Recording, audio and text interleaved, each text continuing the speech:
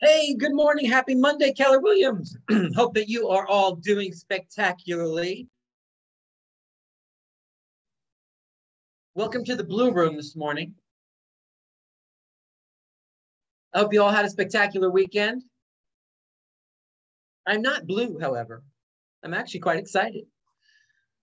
I'm so blue. Da-dee-da.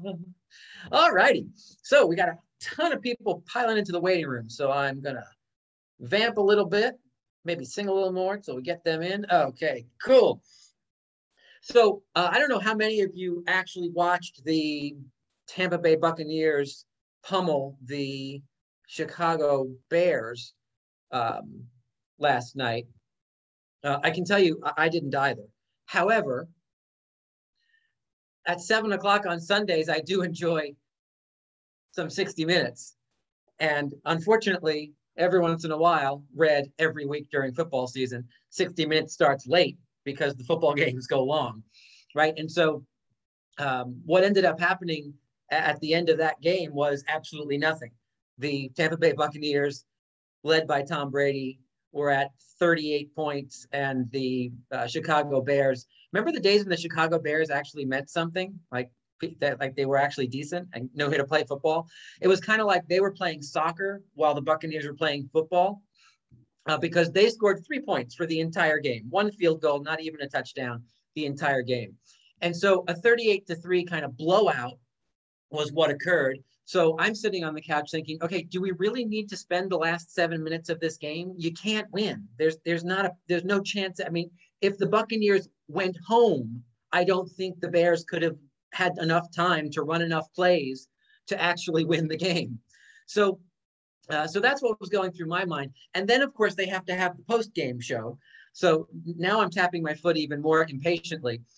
But here's what happened at the post-game. They interviewed Tom Brady. Now, like him or love him, everyone gets to have their own personal opinion about Tom Brady. However, he's not a bad quarterback, right? And the idea of having a conversation with Tom Brady after beating a team 38-3 that went something like this was kind of fascinating to me. And what Tom Brady said was, he was asked one of those stupid questions that all reporters ask, oh, well, how do you think the game went? And he said something to the effect of, well, clearly, a 38-3 win, that's all awesome. And my teammates performed brilliantly. There was this guy who caught this one and this one who ran this many yards and this, that, and the other thing. However, I will say, regardless of the score, I missed a couple of really key throws. And so I know we left points on the field. So we're going to look at the tape, figure out the points we left on the field, and practice so that next week we don't leave those points on the field. And I was so impressed by that, because he could have just as easily been, hey, you know what? We won 38-3. What is there to say? I'm awesome. They're awesome. We're all awesome. Come and get us, everybody. But that's not what he said. He gave credit to his teammates and then talked about how he could improve, where they could make up points for another game.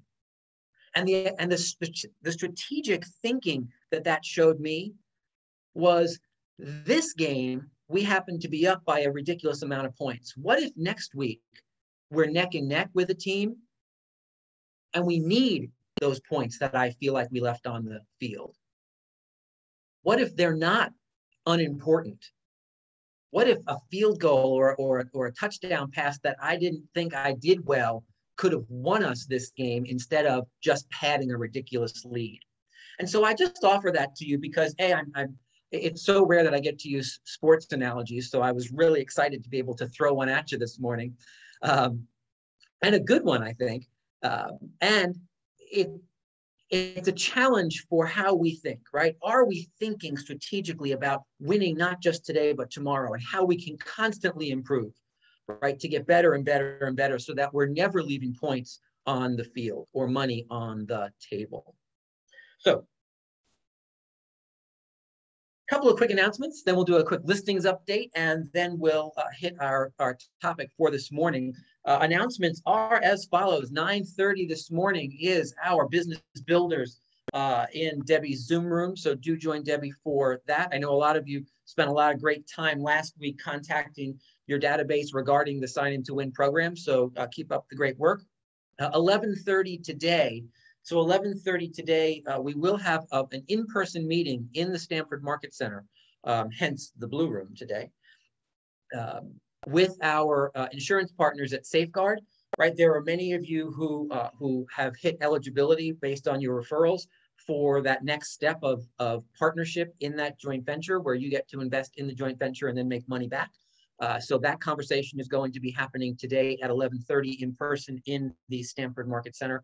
If you're unable to attend that in person, I am going to attempt to at least get an audio only, or excuse me, an outbound only Zoom going. You won't be able to participate via Zoom. However, you may be able to listen in via Zoom. And for those of you who are interested in just learning more about what that is, even if you have not been referring business to that insurance venture or you don't meet the eligibility requirements, I encourage you to come and stop by and grab some lunch with us and listen to what that opportunity is, because your opportunity is always for tomorrow on that one. That's 11:30. And then because we're going to be in person and in the Stamford Market Center, I decided that we're going to have our Capper Mastermind, which happens at 1 o'clock today.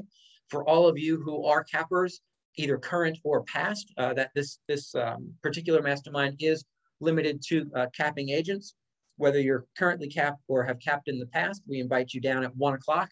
And if you just want to hang around after the insurance opportunity, we will have for as many of you who are here, an in-person mastermind, and I will also have that be interactive on Zoom. So either way at 1 o'clock, either in this Zoom room or live in the Stamford training room, we will host our Capper Mastermind and look forward to seeing you soon. We have a lot to talk about cappers, so do make sure that you are on that call or in the room.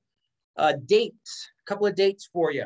A date change, I announced Thanksgiving or gratitude feasts the week after Thanksgiving last week.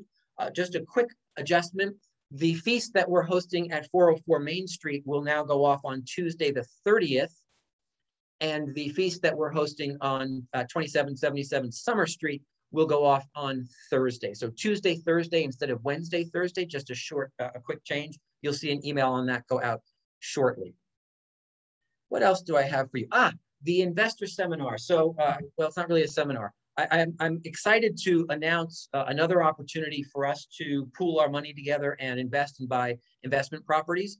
That meeting, for those of you who are interested in understanding what that looks like, will happen on Monday, the 1st of November at 3 o'clock, right here in this Zoom room.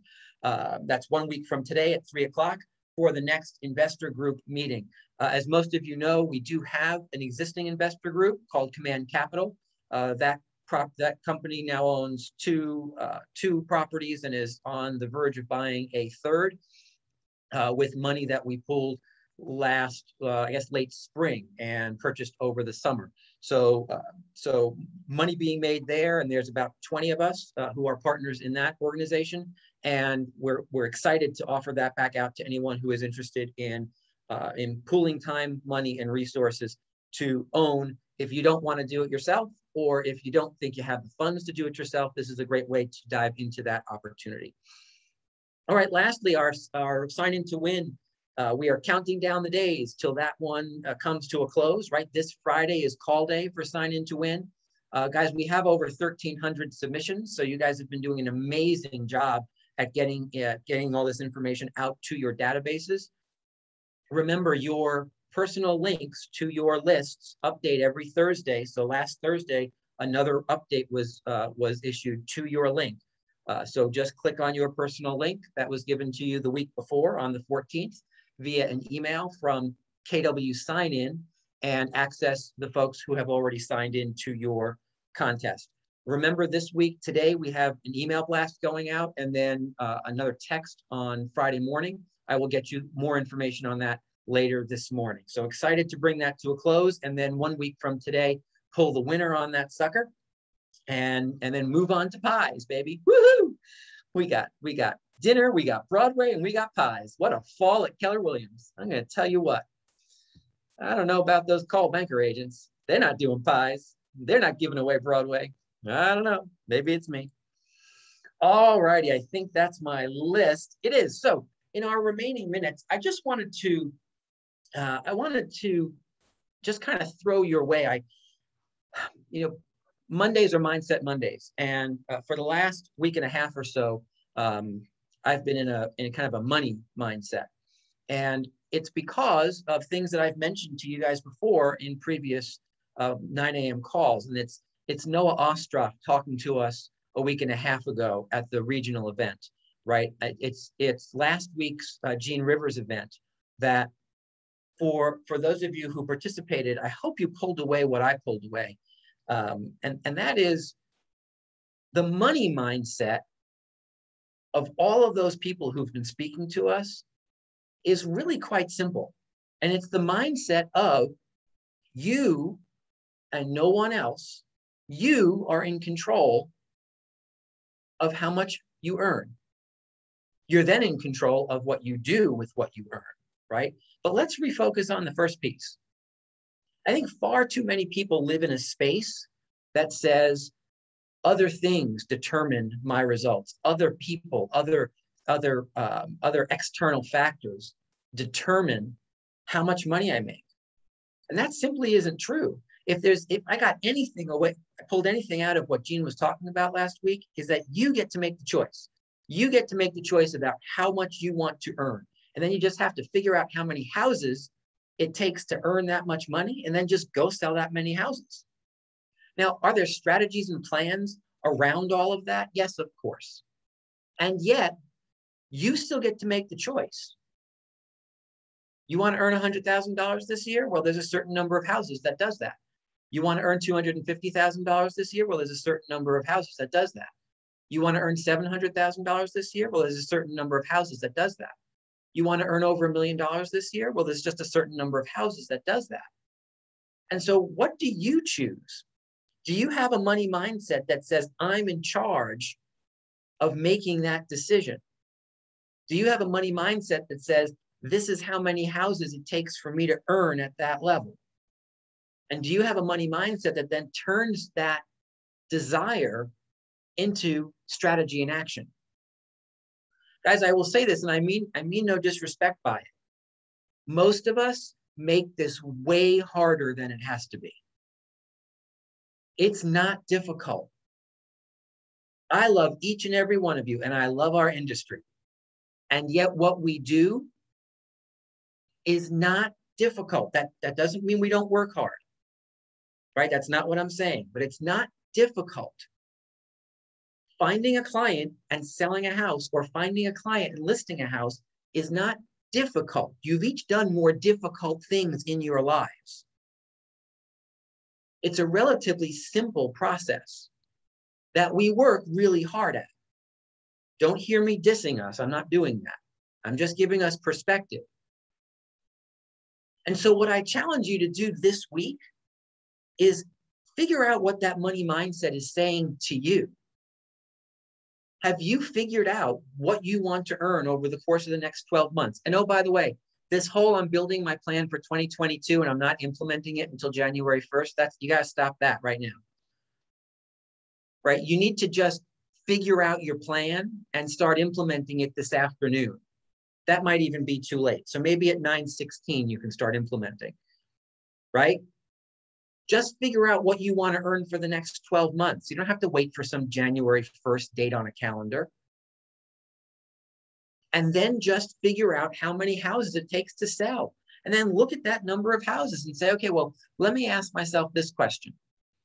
Has anyone ever in the history of all Earth ever sold that many houses in 12 months? And the answer is yes to every single one of your numbers. Yes, someone's done it.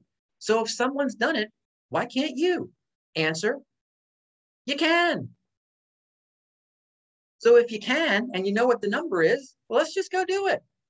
What are we waiting for? What are we talking about it for? Let's just go hit it hard and do it. Lead generate at a level that brings you the leads, convert the leads, get the home sold, get the buyer sold, and move on. It really is that simple. And I want to encourage us all not to complicate it more than that. What if we just decided to sell houses? Right? All right. Some of you are looking at me like I'm nuts. Some of you are nodding your heads. Some of you are thinking, oh, God, he didn't go to church yesterday, so he must be preaching to us today. I get it. Here's the thing.